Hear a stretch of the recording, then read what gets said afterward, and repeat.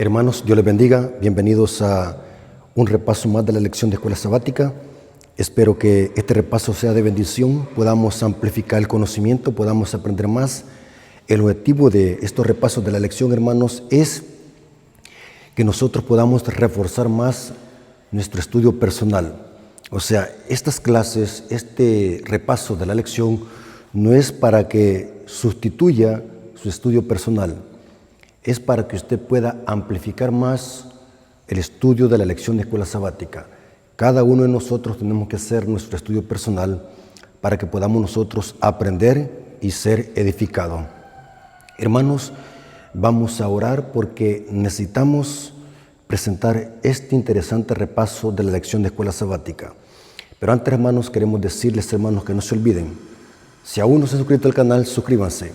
Esto ayuda a nosotros, los que hacemos esta clase de videos, nos ayuda para que nosotros podamos seguir subiendo más material y poder así alcanzar a muchas almas con la verdad presente. Así que, hermanos, oren mucho por este ministerio porque tenemos muchos planes para la honra y gloria de nuestro Dios. Lo que buscamos, hermanos, es proclamar la verdad presente, que el mundo conozca el mensaje de los tres ángeles. Así que, hermanos, vamos a orar para que Dios dirija el repaso de la lección. Vengamos de rodillas. Bendito Señor que estás en el cielo, santificado sea tu nombre. Te damos gracias, Señor, porque nos permites una vez más poder tener el repaso de la lección de escuela sabática. Te pedimos, Señor, que nos des sabiduría, inteligencia, conocimiento para que podamos comprender este repaso de la lección de escuela sabática. Bendice a tus hijos, todas aquellas personas que van a escuchar este mensaje, te lo suplicamos en el nombre de Jesús. Amén. Mis hermanos, quiero que tomen la lección de escuela sabática, tomen papel y lápiz para que puedan ustedes recopilar esta información. Hermanos, durante todo este trimestre vamos a estar estudiando la lección sobre el libro de San Marcos. Todo el trimestre trata de ese poderoso libro, el Evangelio según San Marcos. Recordemos, hermanos, que el centro de la Biblia es Cristo. Y el centro de este Evangelio es Cristo Jesús. Es bien importante que cuando entendamos y estudiemos las profecías y los evangelios, tengamos en cuenta que el centro de toda la Biblia, en especial este libro de San Marcos, es Cristo. La Biblia es cristocéntrica. Las profecías son cristocéntricas. La lección número 2 de esta semana trae como título Un día en el ministerio de Jesús. Hermanos, cuando hablamos de Jesús, es importante que hablemos de su ministerio. Cuando hablamos del ministerio de Jesús, lo tenemos que ubicar en el campamento de los santos y en el atrio. Eso tiene que ver con el ministerio, muerte, sepultura y resurrección de Cristo, su humanidad. Es interesante que en la lección de escuela sabática trae un versículo para memorizar. Marcos 1:17 dice así: y les dijo, vengan en pos de mí y los haré pescadores de hombres. Esto es cuando Jesús inicia su ministerio. Es interesante que el libro de San Marcos, después de presentar a Juan el Bautista como el mensajero del Señor, después de presentar cómo Cristo empezó su ministerio llamando a los pecadores al arrepentimiento y diciendo que el reino de Dios se ha acercado, ahora Cristo empieza a discipular. Es bien importante este punto, discipular. ¿Qué es discipular? Discipular viene de enseñar la doctrina. Discipular viene de discípulo. Un discípulo es aquel que aprende y sigue a un maestro. Cristo Jesús inicia su ministerio llamando a pescadores para que sean pescadores de hombre. Cristo era el mejor maestro que discipulaba.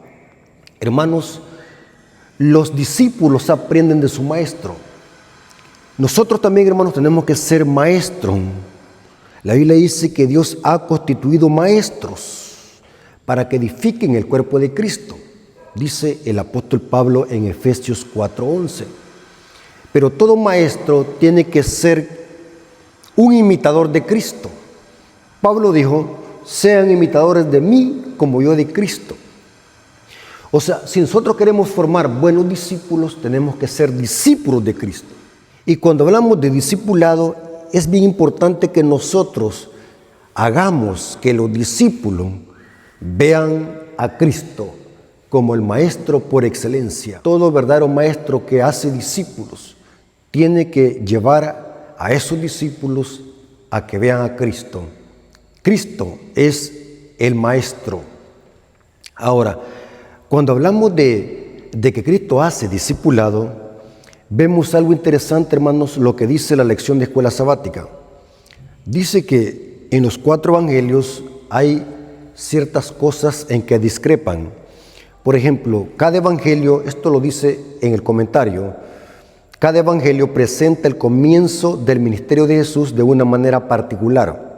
No es que se contradigan, sino que cada quien lo presenta desde su perspectiva. Lo vimos en la lección de la semana pasada. Por ejemplo, Mateo muestra a Jesús llamando a discípulos y luego predicando en el Sermón del Monte. Lucas narra la historia del sermón inaugural de Jesús en la sinagoga de Nazaret.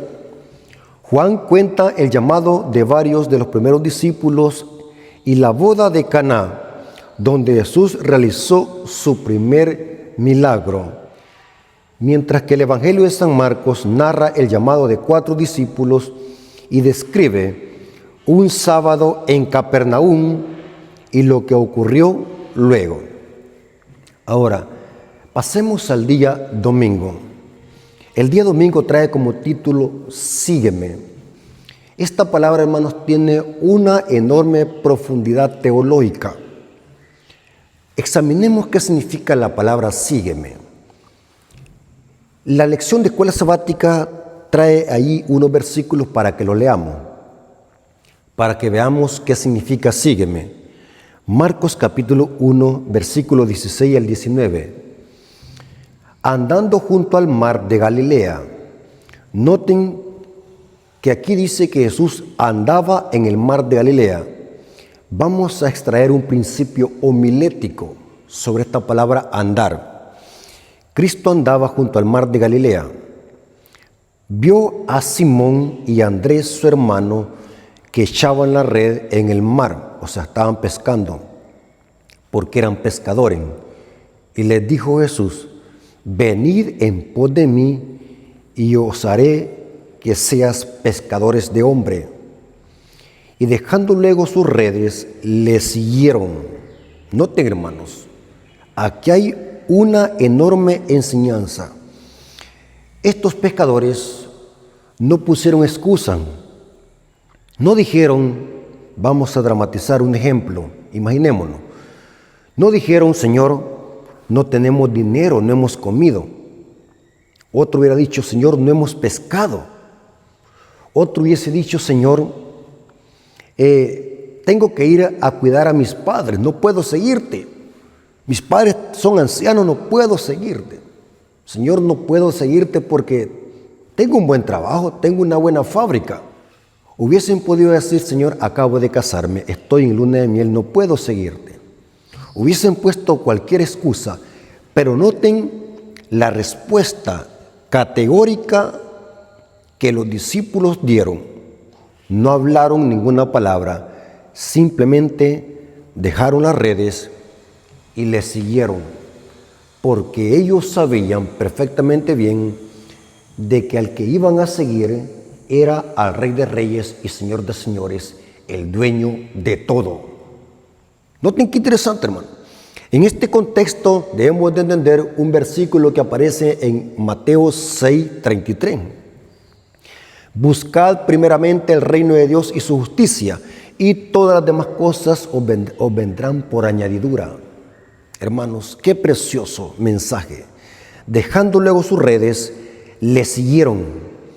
Pasando de allí un poco más adelante, vio a Jacobo, hijo de Zebedeo, y a Juan su hermano. También ellos eran en la barca y remendaban la red. O sea, como que vemos de que los anteriores discípulos tenían un poco más de economía, porque tenían su propio barco, mientras estos otros vemos de que estaban como remendando las redes. O sea, la situación económica vemos de que era algo precario, hermanos. O sea, por el contexto vemos de que estas personas, estos discípulos eran personas humildes, vivían de la pesca, estaban remendando la red. Hermanos, es bien importante que entendamos que la lección dice: sígueme. El llamado de Jesús a estos hombres es simple, directo y profético. Los llama a seguirlo, es decir, a llegar a ser su discípulo. Les asegura que si responden a su llamado, los convertirá en pescadores de hombres. Hermanos, por eso es que les dije yo, ¿qué significa andar junto al mar de Galilea? Usemos esta palabra en una aplicación homilética para la iglesia. ¿Qué significa seguir a Jesús? Esto sucedió con los discípulos, eran pescadores, pero hagamos esa aplicación homilética para nosotros. ¿Qué significa seguir a Jesús? Háganse esa pregunta: ¿qué significa seguir a Jesús? Esta expresión es categórica.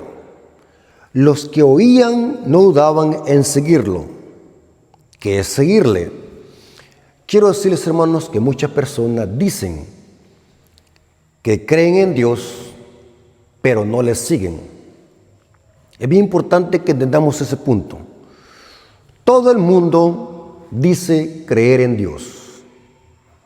Paganos, religiosos, aún hasta ateos dicen: yo no creo en el Dios de la Biblia, pero creo en mi propio Dios, en un Dios imaginario.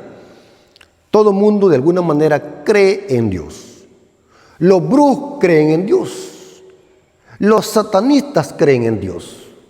Y dicen de que hacen milagros en el nombre de Cristo. Pero ¿qué significa seguir a Cristo? Seguir a Cristo, hermanos, según la Biblia, es obedecerle. Cuando alguien sigue a Cristo, lo demuestra obedeciéndole. Los discípulos lo demostraron obedeciendo, siguiendo sus mandatos. Hay un versículo categórico donde presenta en una forma clara y diáfana qué significa seguir a Cristo, y significa obedecer su palabra, seguirle, no importando las consecuencias, tener una fe viva y poderosa, mirando lo que aún no podemos ver con los ojos físicos. Seguirle significa obedecerle, aún en momentos difíciles de nuestra vida. Seguirle o profesar creer en Dios en tiempo de paz, eso cualquiera lo puede hacer.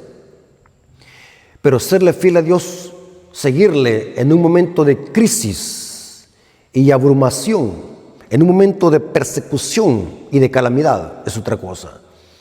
La mejor forma donde se demuestra seguir a Cristo es obedeciendo sus mandamientos.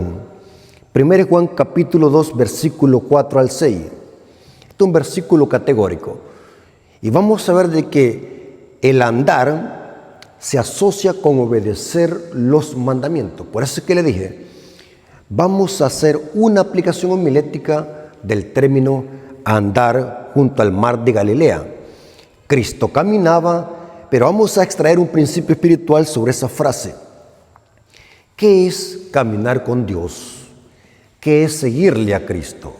El apóstol Juan dice en 1 Juan capítulo 2, versículo 4 al 6, el que dice yo le conozco, cambiemos esa palabra por palabra sinónima.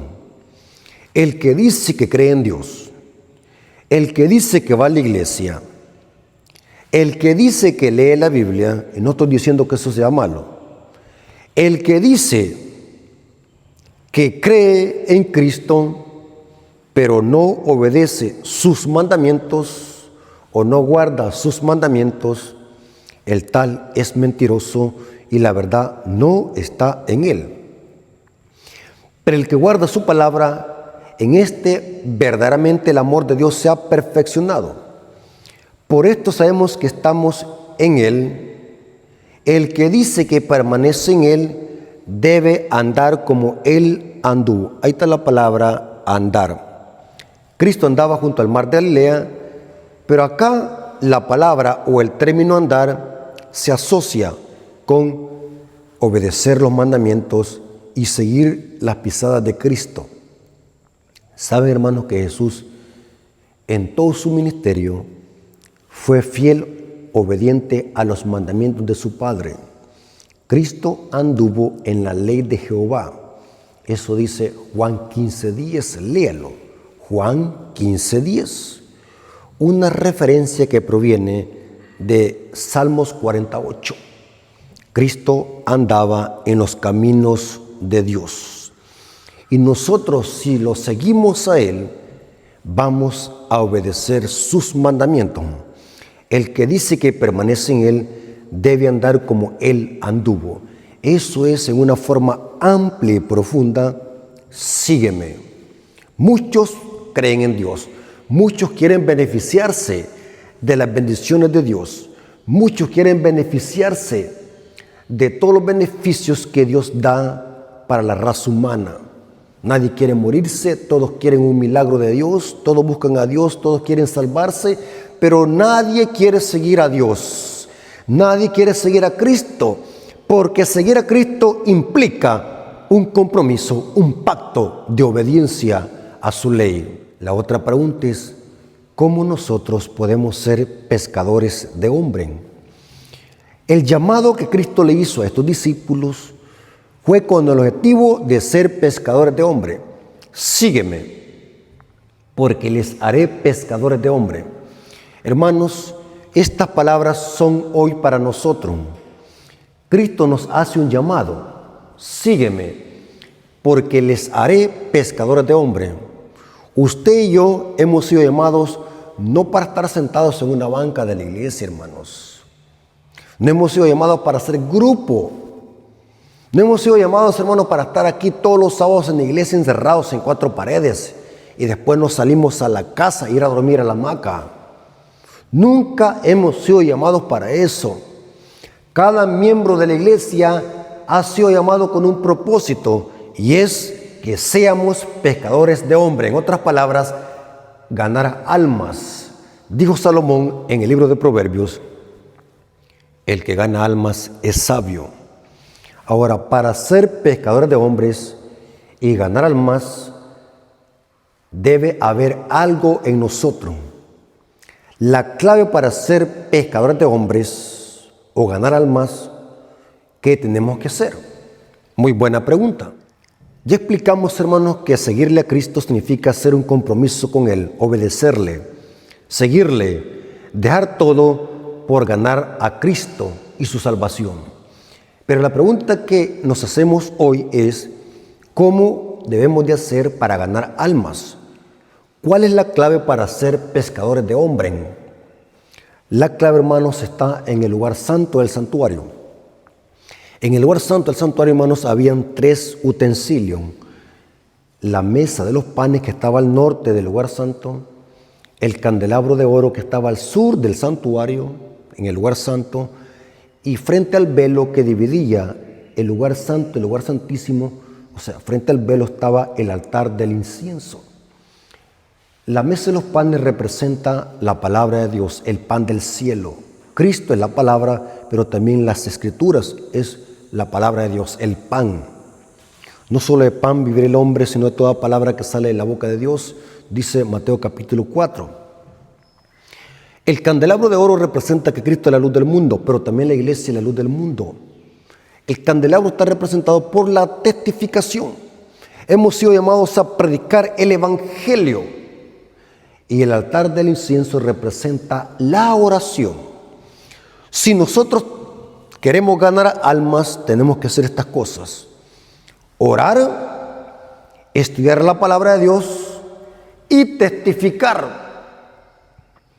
En este contexto, Cristo dijo, os haré pescadores de hombres.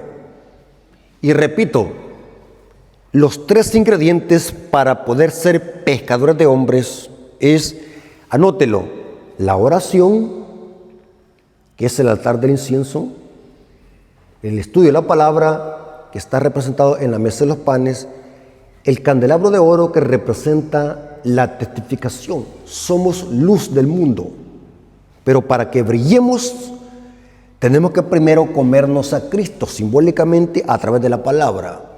No solo de pan vivirá el hombre, sino de toda palabra que sale de la boca de Dios, de Jehová. Todos nosotros hemos sido llamados a ser pescadores de hombre, pero antes de ser pescadores de hombre tenemos que sentarnos a los pies de Cristo y aprender de nuestro Maestro, porque de lo contrario nunca seremos pescadores de hombre. Y recuerden, hermanos, que cuando hablamos de pescadores de hombre, debemos de entender bien el concepto de pescadores de hombre. Cuando hablamos de este término o esta analogía, debemos de entender, hermanos, que somos pescadores, no peces. Entendamos este punto. Cristo, cuando llamó a los discípulos, le estaba diciendo: ustedes van a ser pescadores de hombres, no van a ser peces. Porque es una analogía. ¿Qué significa eso? Que si nosotros nos metemos al río, al agua, y nos mojamos, no va a ser para nadar con los peces, sino va a ser para sacarlos del agua. ¿Qué significa eso? Que nosotros, aunque vivamos en este mundo lleno de pecado y apostasía, en medio de gente pecadora que no quiere saber nada de Dios, nosotros estamos aquí en este mundo, pero no somos del mundo. Debemos de buscar las almas para salvarlas, pero no mezclarlas con la mundanalidad. Hay un límite para toda cosa. El apóstol Juan dijo: no améis el mundo ni las cosas que están en él, hablando de amar al mundo en un sentido negativo. La pecaminosidad, el pecado, la maldad, los placeres de este mundo. Porque muchas veces nosotros creemos de que salvar a los pecadores significa que los vamos a mezclar con ellos y vamos a practicar lo mismo que ellos practican, negativo. Cuando Cristo está diciendo son pescadores de hombres, está diciendo métanse al agua, no para nadar con ellos, sino para sacarlos. Porque recuerden que ustedes son pescadores de hombres, no peces. O dígame usted qué es. ¿Es pez? Yo no soy pez. Yo soy un pescador. Diga usted, repita ahí conmigo: yo soy un pescador. Quítese la mente, porque muchas veces confundimos. Muchos hermanos nos hemos desviado de este mensaje. Nos hemos convertido en peces en lugar de ser pescadores. Hermanos, no seamos peces. Ya no nademos en las aguas de este mundo pecaminoso. Retirémonos de los placeres terrenales. Recordemos de que nosotros hemos sido puestos en este mundo para ser pescadores de hombres, no peces. El día lunes dice: un inolvidable servicio de adoración. El día lunes cita Marcos 1, 21 al 28. Noten, ahora estamos en el día lunes. Marcos capítulo 1, versículos 21 al 28 dice: y entraron en Capernaum. Esto es después de que Jesús llamó a los discípulos. Y entrando en Capernaum, y los días de reposo, entrando en la sinagoga, enseñaba. Hermanos, Cristo era un maestro. Su misión era hacer discípulos. ¿Cómo se forman los discípulos? Enseñando. Noten qué interesante. ¿Qué es lo que enseñaba Cristo? La doctrina. Cristo, hermanos, sus sermones eran doctrinales, porque así se forman los discípulos, en base a la enseñanza. Vayan y prediquen el Evangelio, enseñándoles todo lo que yo les he mandado. Mateo 28, 19 al 20. Cristo, cuando iba a las sinagogas, iba a enseñar. Cristo enseñaba. Cristo, si estaba en el mar de Galilea, enseñaba. Si estaba en el camino, enseñaba. Si estaba caminando por los montes, enseñaba. Si estaba en las sinagogas, enseñaba. O sea, Cristo enseñaba. La verdadera predicación, hermanos, es enseñanza. Diga usted, la verdadera predicación es la enseñanza, doctrina. Cristo enseñaba doctrina. Porque un discípulo se forma aprendiendo la disciplina de un maestro. Discípulo viene de disciplina. ¿Y cómo se forman los discípulos? Enseñándole. Y aquí dice que Cristo iba a la sinagoga, que hoy sería templos hoy, iba a la sinagoga y enseñaba. Y se admiraban de su doctrina. O sea que Cristo predicaba doctrina. Dice que la gente cuando lo escuchaba se admiraba de su doctrina, porque les enseñaba como quien tiene autoridad y no como los escriban. Pero había allí en la sinagoga de ellos un hombre con espíritu inmundo. O sea, estaba un endemoniado en la sinagoga. No, Cristo estaba enseñando y de repente se muestra allí un hombre que estaba endemoniado. Donde Cristo estaba enseñando allí la doctrina, estaba también un endemoniado.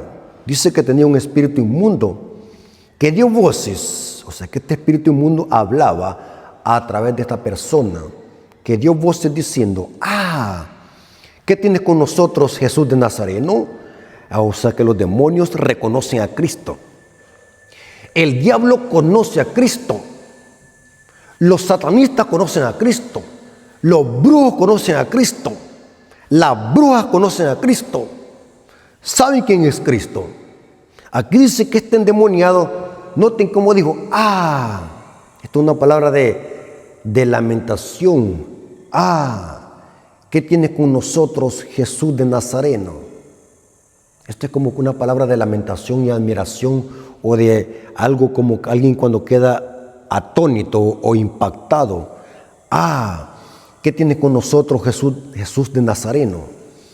¿Has venido a destruirnos? Sé quién eres, el Santo de Dios. Pero Jesús le respondió diciendo: cállate, sal de él. Y el espíritu inmundo, sacudiéndole con violencia y clamando a gran voz, salió de él. Y todos se asombraron de tal manera que discutían entre sí diciendo: ¿qué es esto? ¿Qué nueva doctrina es esta? ¿Qué nueva doctrina es esta? Que con autoridad manda aún a los espíritus inmundos a que le obedezcan. Y muy pronto se difundió su fama por toda la provincia alrededor de Galilea. Noten, hermanos, que dice un dicho que cuando el perfume es bueno, no necesita que se le haga propaganda, él solo se promociona. Noten que la gente, cuando escuchó que en Cristo estaba el poder del Espíritu Santo, esa fama se expandió por toda la provincia y alrededor de Galilea. ¿Qué podemos aprender de estos versículos que hemos leído? Hay varias cosas, hermanos, muy importantes. Jesús enseñaba doctrina y lo hacía en sábado. ¿Qué podemos aprender nosotros de esto? Si nos congregamos los sábados, los adventistas, ¿para qué hay que congregarnos? ¿Para qué? Dígame usted, hermano. Es lo mismo, para venir a escuchar doctrina. Repita conmigo: yo tengo que ir a la iglesia a escuchar doctrina. Y si usted es predicador, diga así: yo tengo que ir a predicar a la iglesia doctrina. Si me toca predicar, tengo que ir a predicar doctrina. Porque los sábados para eso se congregaba Cristo, para enseñar doctrina. Comenten ahí en los comentarios, hermano. Yo quisiera saber si en su iglesia donde usted se congrega predican doctrina los sábados. Eso es el Evangelio. Predicar doctrina es el Evangelio. Cristo es doctrina. Comenten ahí: ¿en su iglesia predican doctrina? Noten, Jesús predicaba doctrina y lo hacía en sábado. Sacó un espíritu inmundo. El demonio reconoce a Jesús y le dice: eres el Santo de Dios. Los judíos se quedan atónitos y la fama de Jesús se difunde. Muy importante, ¿no? Todo esto tiene que ver con el Evangelio. El ministerio de Jesús implica todo esto, hermanos. Noten esta cita que está ahí mismo en el día lunes, que habla de lo que estaba pasando con el endemoniado que estaba en esa sinagoga. Dice esta cita que el endemoniado quería hablar por liberación, clamaba por liberación, pero el demonio no lo dejaba hablar. Pero Cristo escuchó la voz del corazón y Cristo lo libertó de la garra del diablo. Dice así la cita: el ministerio de la curación, página 61, página 62, comentando sobre este endemoniado, lo que pasó en esta sinagoga. Terrible era el conflicto entre sus deseos de libertad y el poder de Satanás. Parecía que el pobre atormentado habría de perder la vida en aquel combate con el enemigo. Pero el Salvador habló con autoridad y libertó al cautivo. El que había sido poseído del demonio estaba ahora delante de la gente admirada. En pleno goce de libertad y del dominio propio, cada hombre está libre para elegir el poder que quiere ver dominar sobre él. Nadie ha caído tan bajo, nadie es tan vil que no pueda hallar liberación en Cristo. El endemoniado, en vez de oraciones, solamente podía pronunciar las palabras de Satanás. Sin embargo, la muda súplica de su corazón fue oída. Ningún clamor de un alma en necesidad, aunque no llegue a expresarse en palabras, quedará sin ser oído. Los que consienten en hacer pacto con Dios del cielo nunca serán abandonados bajo el poder de Satanás, ni a la flaqueza de su propia naturaleza. Hermanos, Dios nos da el poder para poder vencer. Y Dios aquí vemos cómo obró en el clamor de este endemoniado. Cristo pudo escuchar el clamor silencioso del corazón de este endemoniado. Es interesante que cuando vemos en el día martes, vemos otro dato muy interesante. En el día martes vemos, o trae como título, más ministerio sabático. ¿De qué se trata el tema central del día martes? Jesús sana a la suegra de Pedro en sábado. Dice que Jesús sana a la suegra de Pedro en sábado. O sea que Pedro era entonces casado. ¿Sabe, hermano, que la Iglesia Católica niega de que Pedro tenía esposa? Porque ellos quieren defender el papado de Pedro. Pero vemos, hermanos, que si Pedro tenía suegra, es porque era casado. El apóstol Pablo lo corrobora en 1 Corintios 9, hablando de los derechos de un apóstol. Pero ese no es el tema. Yo tengo un tema donde explico de que Pedro sí era casado. No fue papa, era un apóstol, más tarde llegó a ser un líder de la iglesia, un anciano de la iglesia. Nunca fue papa, ni tampoco practicaba el celibato. Pedro era casado como la mayoría de todos los apóstoles. Pero ese no es el tema. Lo que me llama la atención, hermano, de este día es que Cristo sigue haciendo más milagros en el culto sabático. Hermanos, por mucho tiempo yo me preguntaba por qué Cristo siempre buscaba hacer milagros los sábados y no lo hacía durante otro día. ¿Por qué esperaba solamente los sábados? Porque esto tenía un propósito. Eso lo dice Marcos capítulo 3.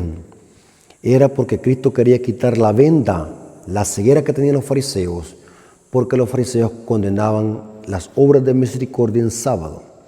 Y Cristo, todos sus milagros, la mayoría, los hizo en sábado, porque tenía un propósito. Vemos de que la suegra de Pedro también fue sanada el sábado en la tarde, después de que salieron de la sinagoga. Noten cómo dice Marcos capítulo 1, versículos 29 al 32. Marcos capítulo 1, versículos 29 al 32 dice: al salir de la sinagoga vinieron a casa de Simón y Andrés, con Jacobo y Juan, y la suegra de Simón estaba acostada con fiebre, y enseguida le hablaron de ella. Entonces él se acercó y la tomó en la mano y la levantó, e inmediatamente le dejó la fiebre, y ella le servía. Cuando llegó la noche, o sea que este milagro de sanar a la suegra de Pedro fue en sábado. Cuando llegó la noche, luego que el sol se puso, le trajeron todos los que tenían enfermedades y a los endemoniados. Estaba leyendo el comentario de la lección de que posiblemente no querían ir a buscar a un médico para que sanaran a la suegra de Pedro porque era sábado, por temor a la crítica de los fariseos hipócritas. Y en aquel tiempo, hermanos, no había tanta medicina o tecnología como la que hay hoy. Estar con fiebre en aquel entonces habían dos cosas: vivía o que moría. Noten lo que dice el comentario de la lección de escuela sabática hablando de este punto. Dice, hablando de este milagro de sanar a la suegra de Pedro. Pero una nota de preocupación sobrevuela la escena. La suegra de Pedro está enferma y afiebrada, o sea, con fiebre. Lo que en ese tiempo significaba solamente dos opciones: recuperarse o morir. Ellos le hablan a Jesús de la enfermedad y Jesús toma a la suegra de Pedro de la mano y la pone en pie. Ella inmediatamente comienza a atender las necesidades de ellos. Qué poderoso ejemplo de que quienes han sido salvados y sanados por Jesús sirven a otros como resultado. Aquí podemos extraer una enseñanza espiritual para nosotros. La mejor evidencia de que yo he sido sanado del pecado, de la lepra del pecado, que vamos a verlo a continuación, es ir a buscar a otros también para que sean sanos. Hermanos, ¿por qué como iglesia estamos así muertos espiritualmente que no queremos hacer la obra misionera? Es porque aún no hemos nacido de nuevo. Aún estamos viviendo en nuestros delitos y pecados, porque la evidencia de que Cristo nos ha sanado es que le servimos y servimos a otro. Ya no nos servimos a nosotros mismos. Aquí vemos de que la suegra de Pedro le servía como agradecimiento. Hermanos, qué terrible que hemos caído en un sueño espiritual que ya no queremos hacer obra misionera. Ya no queremos ser pescadores de hombres. Al contrario, necesitamos que a nosotros nos pesquen, porque nos hemos olvidado, hemos cambiado de rol. Ahora somos peces en lugar de ser pescadores. Es terrible. ¿Por qué cuando se invita a la iglesia vamos a hacer obra misionera? Vamos a hacer una campaña evangelística. 1, 2 hermanos van. ¿Qué está pasando? Yo creo que ese problema lo tenemos en todas las iglesias. Hay una gran frialdad. ¿Qué significa? Que necesitamos que se nos discipule primero a nosotros. Y en efecto, hace mucho venía hablando una lección de escuela sabática sobre eso, el discipulado. No podemos ir a discipular gente de afuera cuando nosotros mismos aquí en la iglesia necesitamos que se nos discipulen. No queremos servir a otros, no queremos salvar a otros, no queremos ser pescadores. Y aquí vemos de que esta suegra de Pedro, cuando fue sanada, de agradecimiento, le servía a otros. El día miércoles dice, el secreto del ministerio de Jesús. El día miércoles trae unas citas donde demuestra dónde estaba el secreto de Jesús. ¿Por qué Jesús tenía esa potestad de sacar fuera demonios? Alguien puede decir, porque era Dios. Eso es parcialmente correcto, pero no es la palabra correcta o la respuesta correcta. Hermanos, Cristo Jesús, los milagros que hacía era porque el Padre los hacía por medio de Él. Cristo en esta tierra vivió como humano, dependiente del Padre. Cristo nunca hizo un milagro por su propio poder.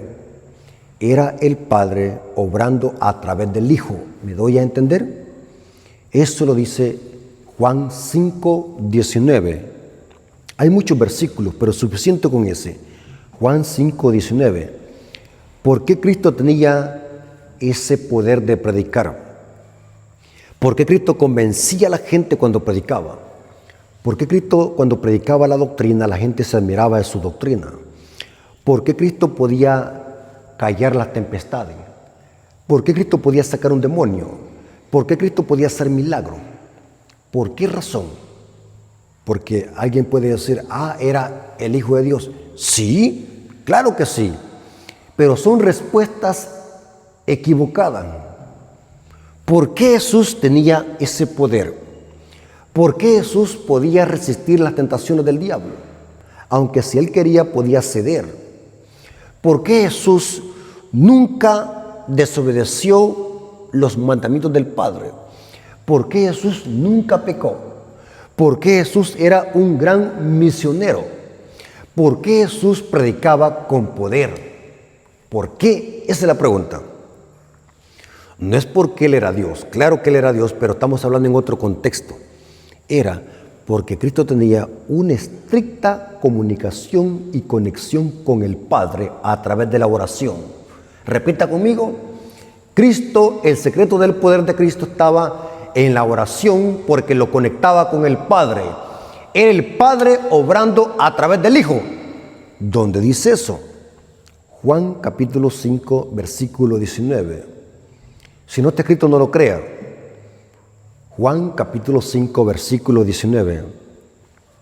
Respondiendo entonces Jesús le dijo, de cierto os digo, no puede el Hijo hacer nada. Repita conmigo, el Hijo no puede hacer nada por sí mismo, sino lo que ve hacer el Padre, porque todo lo que el Padre hace, también hace el Hijo igualmente. O sea que Cristo hacía todo lo que hacía es porque el Padre estaba en Él. Era el Padre haciendo todo a través del Hijo. Muy interesante. La pregunta es, ¿cómo vivió Cristo en esta tierra? En Cristo estaban las dos naturalezas, la humana y la divina. Pero según Juan 1:14 dice que el Verbo se hizo carne. O sea, la divinidad fue velada o ocultada en un cuerpo humano. Y Cristo, aunque es Dios en esta tierra, vivió como hombre, dependiente de su Padre. Era el Padre obrando a través del Hijo. Cristo por eso es que oraba. ¿A quién le oraba? Al Padre. Dios no le ora a nadie, pero Cristo, estando en condición de hombre, le oraba a su Padre, porque Cristo sabía que el poder, el secreto del poder, está en su Padre. El ser humano no puede vencer al diablo. El ser humano no tiene poder en sí mismo a menos que se someta al poder divino. Y esto pasaba con Cristo, hablando en el sentido humano. Marcos capítulo 1, versículo 35 al 39. Marcos capítulo 1, versículo 35 al 39. ¿Cuál era el secreto de Jesús? ¿Cuál era el secreto en el ministerio de Jesús? Levantándose muy de mañana, agarraba el celular y empezaba a ver TikTok o Facebook, como muchos de nosotros quizás hacemos. Que lo primero que hacemos cuando lo levantamos es ir a ver televisión o ir a ver TikTok. O muchas veces nos levantamos de la cama como que si fuésemos animales. ¿Qué hacía Cristo muy de mañana? Levantándose muy de mañana, iba a agarrar el control del televisor. Hermano, estoy dramatizando para recalcar el punto. ¿Por qué nuestra vida espiritual es debilucha y anémica? ¿Por qué? Porque nos hemos olvidado de orar. Nos hemos olvidado del estudio de la palabra de Dios. Nos hemos olvidado de la testificación. Y noten lo que hacía Cristo. Levantándose muy de mañana, siendo aún muy oscuro, salió y se fue a un lugar desértico y allí oraba.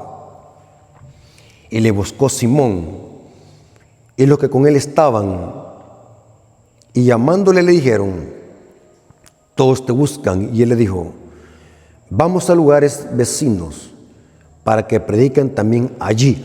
O sea que para ser buenos predicadores y convencer con el testimonio, tenemos que estar a solas con Jesús orando. Noten qué interesante, después de Jesús orar, le dicen los discípulos, vamos a predicar hoy. Porque Cristo estaba recargado con poder. Porque el poder del cristiano está en la oración. Noten cómo dice el texto. Todos te buscan, dice que los discípulos le dijeron. Todos te buscan, y él les dijo, vamos a lugares vecinos para que prediquen también allí. Porque para esto he venido. Y predicaba en la sinagoga de ellos en toda Galilea y echaba fuera demonios. ¿Pero por qué? Porque Cristo estaba en constante comunicación con el Padre. Muy importante eso.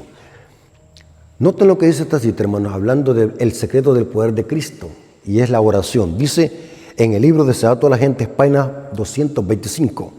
Dice así, había terminado el largo día lleno de excitación, había hecho mucho milagro. Y Jesús buscó descanso. Pero mientras la ciudad estaba aún envuelta en el sueño, el Salvador, levantándose muy de mañana, siendo aún muy oscuro, salió y se fue a un lugar desértico y allí oraba. Hermanos, muchas veces nosotros andamos en el ajetreo del trabajo, del ajetreo de la vida, de los negocios, que muchas veces nos olvidamos de sentarnos a los pies de Cristo para orar.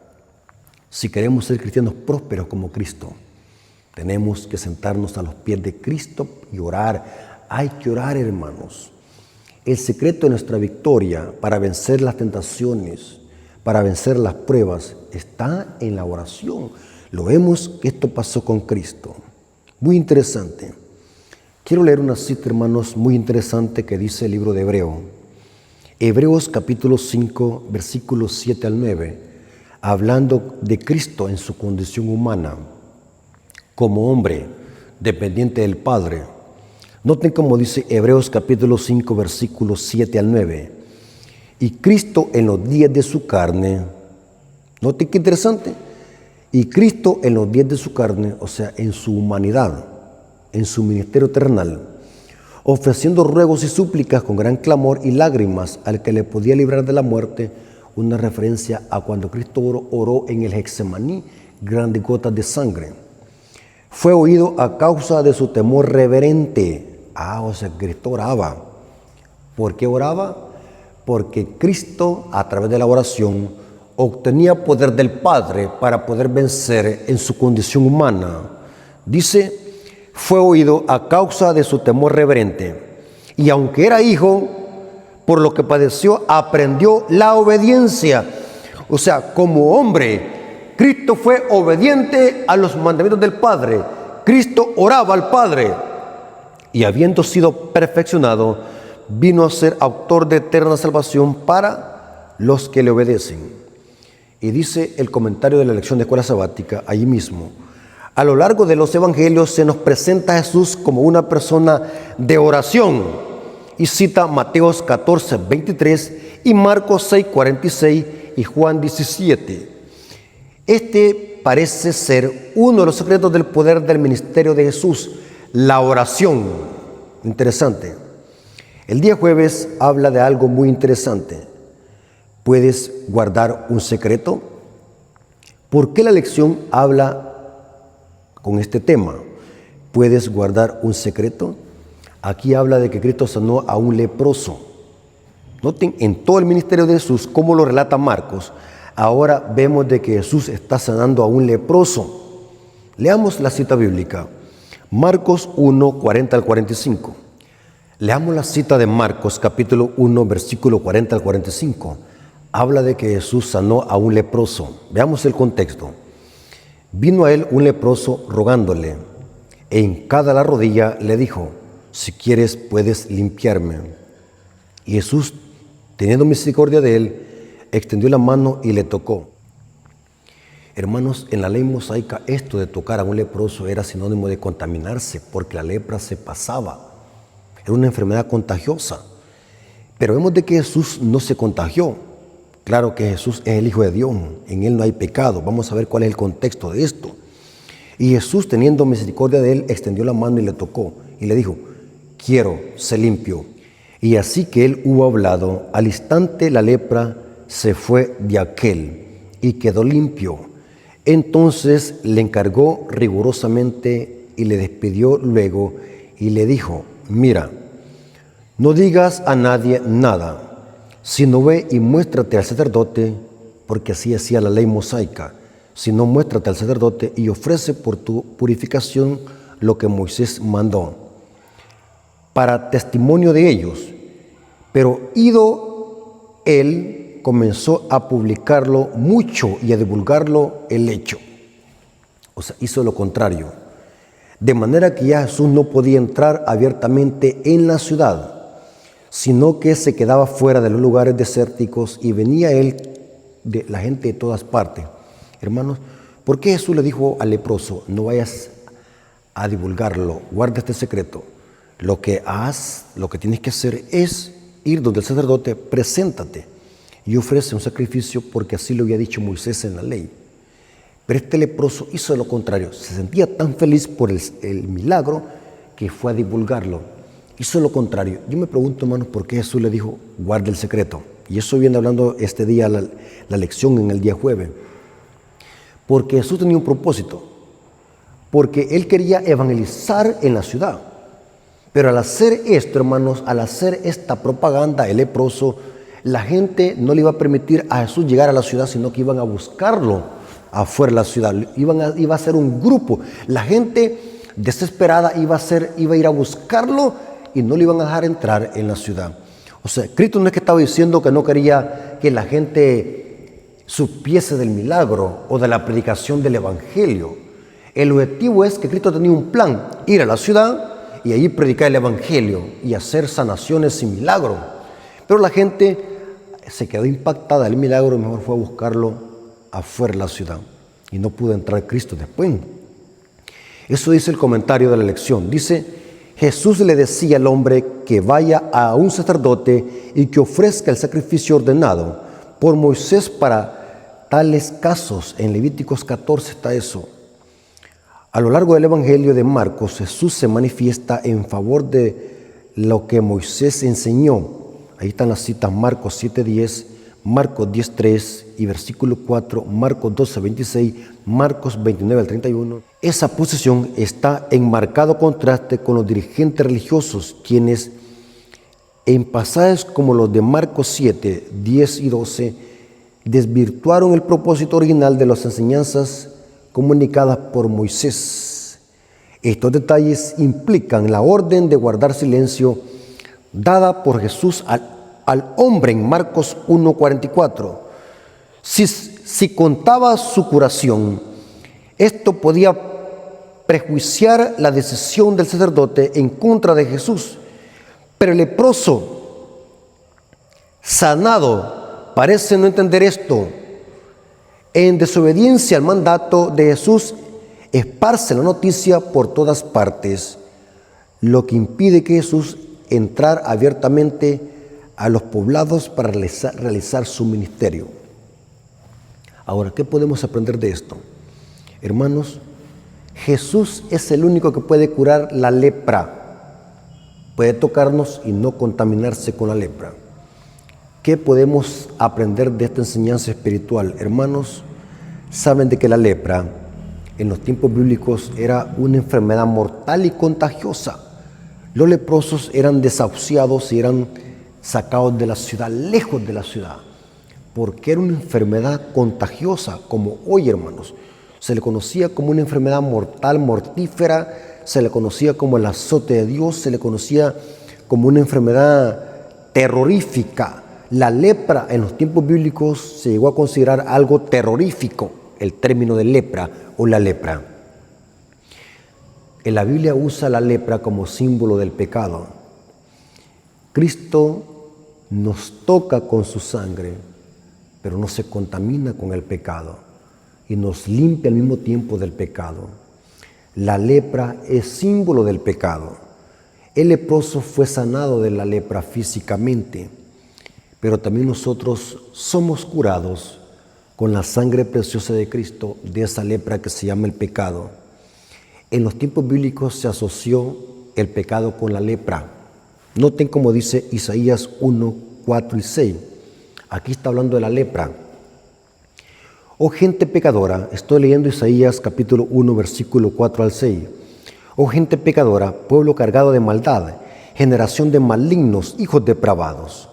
Dejaron a Jehová, provocaron a ira al Santo de Israel, se volvieron atrás. ¿Por qué queréis ser castigados aún? ¿Todavía os rebelaréis? Ahora aquí se habla de la lepra. Toda cabeza está enferma y todo corazón doliente. Desde la planta de los pies hasta la cabeza no hay cosa sana, sino herida, hinchazón y podrida llaga. No están curados, ni vendados, ni suavizados con aceite. La lepra es símbolo del pecado y el único que puede limpiarnos es Cristo Jesús con su sangre. Por eso que Isaías 1:18 dice: venid luego, dice Jehová, y estemos a cuenta. Si vuestros pecados fuesen como la grana, como la nieve serán emblanquecidos, y si fueren rojos como el carmesí, vendrán a ser como blanca lana. esperando que este repaso de la lección sea de bendición y podamos crecer en conocimiento. Vengamos de rodillas. Bendito Señor que estás en el cielo, santificado sea tu nombre. Gracias porque permitiste, Señor, tener el repaso de la lección de escuela sabática. Bendícelo, Señor, que estas lecciones podamos aplicar a nuestras vidas y que sí podamos poner la mirada en ti, el autor y consumador de la fe. Gracias, Padre, porque tú eres nuestro maestro por excelencia. Gracias porque eres nuestro médico por excelencia, el que cura nuestras enfermedades y el que nos cura de la lepra, del pecado. Gracias, Padre, por tu amor y tu misericordia. Te lo agradecemos en el nombre de Jesús. Amén. Mis hermanos, Dios me los bendiga.